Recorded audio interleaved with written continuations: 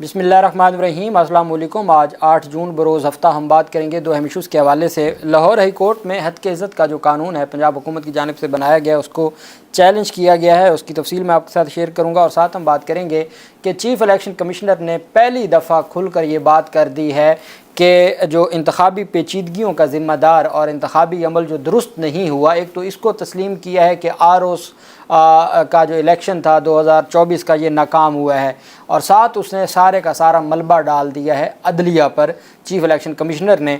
और don news की जानिब से जो स्टोरी की गई है और चीफ़ इलेक्शन कमिश्नर की जो स्टेटमेंट शाये की गई है वो बहुत अहम है, उसकी तफसील मैं आपके साथ शेयर करूँगा। और साथ हम बात करेंगे पाकिस्तान तहरीक इंसाफ के सरबराह इमरान खान से कल जो FIA ने इंक्वायरी के लिए FIA की 2 रुकनी टीम गई थी, उस पर पाकिस्तान तहरीक इंसाफ ने, चूँकि वकला मौजूद थे पाकिस्तान तहरीक इंसाफ के, तो उन्होंने इमरान खान के जो ट्विटर अकाउंट है या जो पाकिस्तान तहरीक इंसाफ का ट्विटर अकाउंट है उस पर जारी कर दिया है सवालों का जवाब कि कौन से सवालात इमरान खान से पूछे गए और कौन कौन से सवालों का जवाब इमरान खान ने कैसे दिया, उसके ऊपर भी हम बात करेंगे।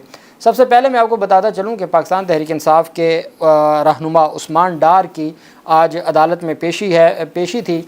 और आप जानते हैं कि पंजाब हुकूमत ने बड़ी कोशिश की थी। पहले जो जज एजाज़ आसिफ साहब थे उनको कहा गया, दरख्वास्त दी गई कि आप 9 मई से मुतल्लिक़ मुकदमात से अलग हो जाएँ।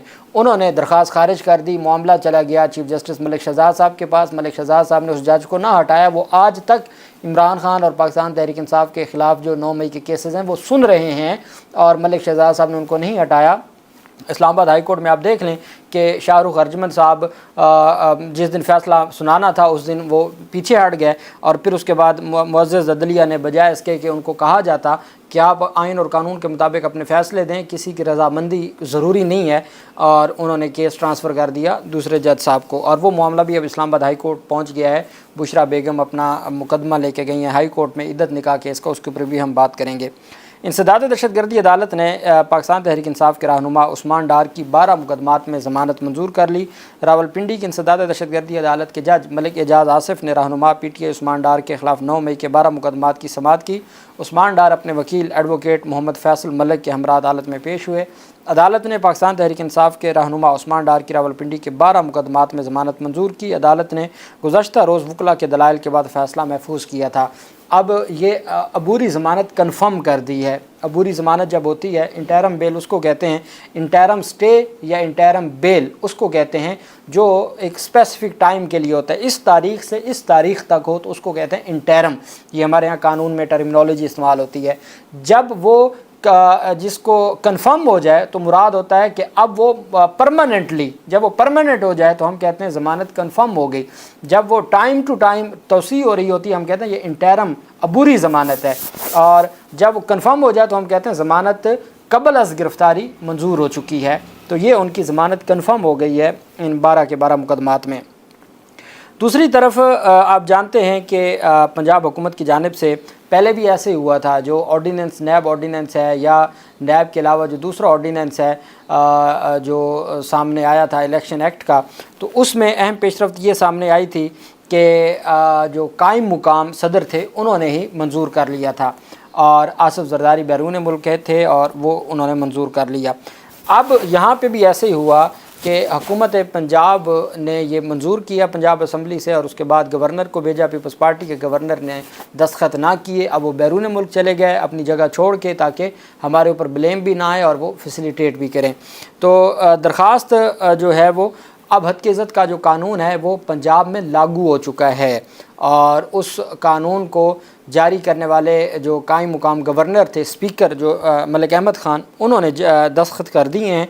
अब उसको चैलेंज भी कर दिया गया है लाहौर हाई कोर्ट में। हुकूमत पंजाब के हद की इज़्ज़त का कानून लाहौर हाई कोर्ट में चैलेंज हुआ है। दरख्वास्त सहाफ़ी जाफ़र अहमद यार और राजा रियाज़ ने वकील नदीम सरवर के ज़रिए दायर की, जिसमें हुकूमत पंजाब, वज़ीर आला पंजाब और गवर्नर पंजाब को बज़रिया प्रिंसिपल सेक्रेटरी फ़रीक बनाया गया है। दरख्वास्त में मौक़िफ़ अपनाया गया है कि हद की इज़्ज़त कानून आइन और कानून के मुनाफी है। हद की इज़्ज़त ऑर्डीनेंस और हद की इज़्ज़त एक्ट की मौजूदगी में नया कानून नहीं बन सकता।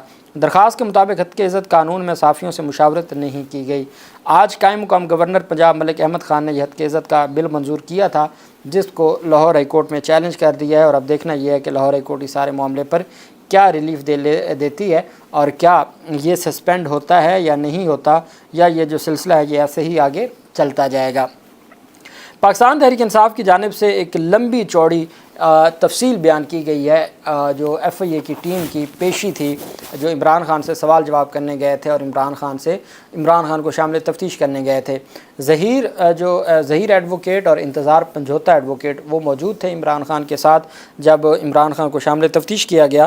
تو پاکستان تحریک انصاف نے یہ جاری کی ہے ایف آئی اے کے تفتیش کاروں کی اڈیالہ جیل میں عمران خان سے ملاقات۔ پاکستان تحریک انصاف کے جو ایکس اکاؤنٹ پر پوسٹ کی جانے والی حمود الرحمان کمیشن رپورٹ کے مدرجات پر مشتمل ویڈیو کے حوالے سے سوالات جوابات ہوئے۔ کسی بھی معاملے پر عمران خان نے کہا کسی بھی معاملے پر تفتیش سے پہلے ایف آئی اے میرے خلاف سائفر جیسا بے بنیاد مقدمہ بنانے پر پہلے مجھ سے معافی مانگے، پھر میں کسی سوال کا جواب دوں گا۔ یہ پاکستان تحریک انصاف دعویٰ کر رہی ہے کہ عمران خان نے جیل میں جب تفتیشی ٹیم ان کے پاس ایف آئی اے کی گئی تو عمران خان نے کہا کہ پہلے آپ مجھ سے معافی مانگیں، جو آپ نے سائفر کا بے بنیاد مقدمہ میرے خلاف بنایا اس کے بعد کوئی اور بات ہوگی۔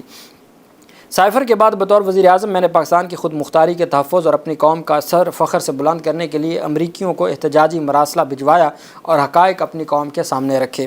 اپنی قوم کے لیے میرا پیغام واضح تھا کہ ہم ایک خود مختار اور غیرت مند قوم ہیں جو اپنے اندرونی معاملات میں مداخلت ہرگز قبول نہیں کرتی۔ سائفر در حقیقت جنرل باجوہ کو بھیجا گیا تھا تاکہ وہ اس وقت اس کے مطابق میری منتخب جمہوری حکومت کو ختم کر سکیں۔ آپ کو یاد ہے باقاعدہ گھر پر درج ہوئی تھی کہ جو جے آئی ٹی عمران خان سے جاتی ہے سوال جواب کرنے، عمران خان ان کو لیکچر دیتے ہیں۔ یہ لاہور میں 9 مئی کی جو جے آئی ٹی تھی اس کے حوالے سے باقاعدہ ایک رپٹ درج کی گئی تھی، جس کے بارے میں یہ بھی سامنے آیا تھا کہ وہ مقدمہ بھی دھمکی آمیز رویہ پر مقدمہ بھی درج ہو سکتا ہے۔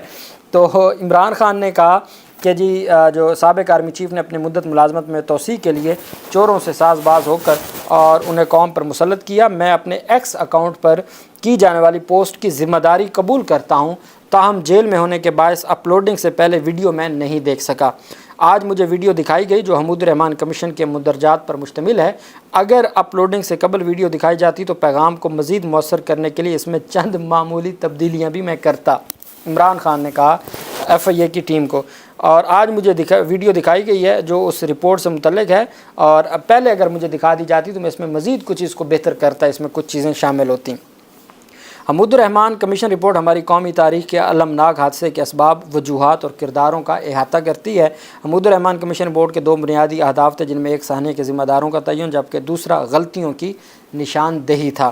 پی ٹی آئی کے مطابق عمران خان نے ایف آئی اے ٹیم کو کہا کہ اس رپورٹ کا حوالہ اس لیے دیا کہ ہم ماضی کی غلطیوں سے سبق سیکھیں۔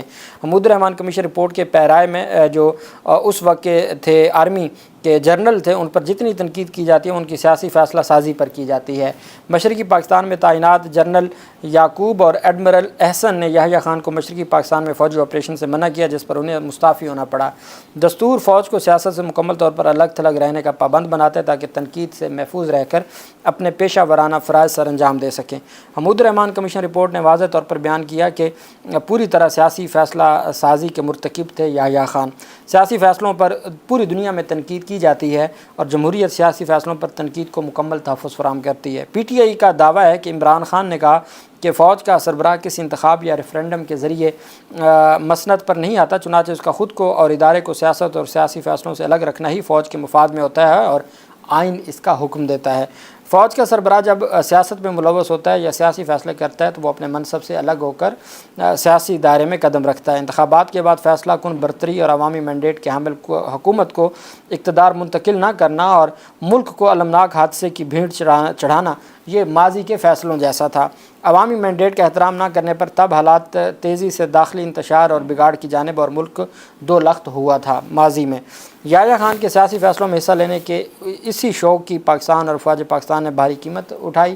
سیاسی فیصلے کرنے اور پوری طرح سیاست میں ملوث ہونے کے بعد جو پیچھے چھپنا ہرگز ممکن نہیں ہوتا، چنانچہ حمود الرحمان کمیشن اور تاریخ دونوں نے اس کردار پر اپنی تنقیدی رائے دی۔ 70 کے واقعات اور آج کے حالات کے مابین غیر معمولی مماثلت ہر ذیر شعور پاکستانی کے لیے تشویش ہے۔ اور جو ساتھ عمران خان نے یہ بھی کہا کہ ایف آئی اے سراغ لگائے کہ اظہر مشوانی کے بھائیوں کو کس نے کس جرم میں اغوا کیا۔ कल लाहौर हाई कोर्ट में उनकी दरख्वास्त पर समाअत थी जो बाज़याबी की दोनों भाइयों की, वो 11 जून के लिए समाअत मुलतवी की गई थी, चूँकि पुलिस के आला हुकाम ने और CTD के आला अफसरान ने आके अदालत को बताया कि हमें नहीं पता उनको किसने अगवा किया है या किसने हिरासत में लिया, हमारे नॉलेज में नहीं है। तो फिर उस पर फिर अदालत ने कहा कि क्या आपकी कोई ज़िम्मेदारी नहीं बनती, अगर आप नाकाम हो गए आप बता दें कि आप नाकाम हो चुके हैं। बहरहाल अदालत ने 11 जून के लिए उसमें टाइम दिया है। इमरान खान ने कहा कि सोशल मीडिया वर्कर्स हमारे हीरोज़ और कौम का असासा है, उनकी और उनके अहल खाना की हिरासगी का सिलसिला बंद होना चाहिए। मुल्क की मईशत की बेहतरी के इम्कानात तभी पैदा होंगे जब अवामी मैंडेट का एहतराम किया जाएगा और फ़ैसला साजी अवामी मैंडेट के हामिल जमहूरी नुमाइंदों को सौंपी जाएगी।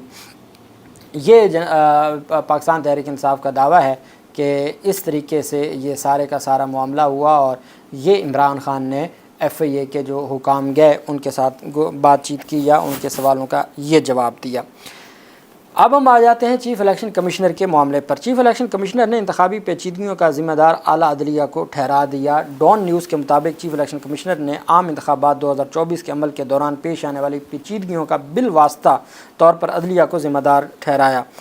डॉन न्यूज़ कहता है कि ट्राइब्यूनल के सामने जो ट्राइब्यूनल तब्दीली की दरख्वास्त थी उसमें ये पेशरफ सामने आई। ट्राइब्यूनल के सामने ज़ेर इल्तवा दरखास्तों की मुंतकिली की दरखास्तों पर समाअत करते हुए सिकंदर सुल्तान राजा ने कहा कि वो उस वक्त के चीफ़ जस्टिस ऑफ पाकिस्तान और लाहौर हाई कोर्ट के चीफ़ जस्टिस के पास गए और उनसे अदालती अमले से बतौर डिस्ट्रिक्ट रिटर्निंग अफसरान DROs और रिटर्निंग अफसरान ROs फ़राइज़ सर अंजरवाने की दरख्वास्त की, लेकिन कोई फ़ायदा ना हुआ।